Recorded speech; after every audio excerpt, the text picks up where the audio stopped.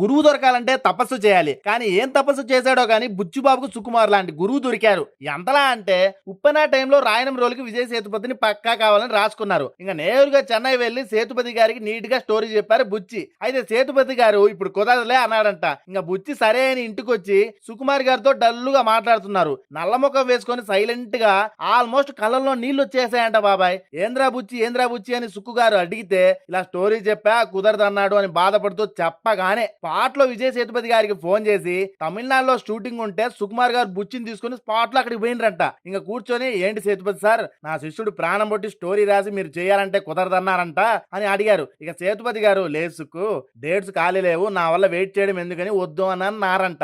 ఇక సుకుమార్ గారు సార్ మీరు ఫ్రీ టైం ఎప్పుడుంటే అప్పుడు చెప్పండి ఆ టైంలో మేము షూట్ ప్లాన్ చేస్తాం అవసరమైతే చెన్నైలో సెట్ కూడా వేస్తామని భరోసా ఇచ్చి 4 సంవత్సరాలు ఖాళీ లేని సేతుపతి గారిని రాయనం రోలికి ఒప్పించారు. అదేముంది ఇప్పుడు బుచ్చి కోసం సుక్కు గారు ఇంకా ముందుకెళ్లి సెకండ్ సినిమాకే global star Oscar winner music director Kannada star Shivanna Sridevi కూతురు మొన్నాబాయ్ అబ్బో పెద్ద లిస్టే ప్లాన్ చేశారు. నిజంగా ఇలాంటి గురువు మనకు దొరికితే లైఫ్ సెట్ కాదు లైఫ్ కి అదే ఒక అచీవ్మెంట్ బాబాయ్. మరి ఈ సుకుమార్ అండ్ బుచ్చిబాబు గురు శిష్యుల గురించి మీ ఒపీనియన్ కింద కామెంట్ చేసి సబ్స్క్రైబ్ కూడా చేసుకోండి ఆయన.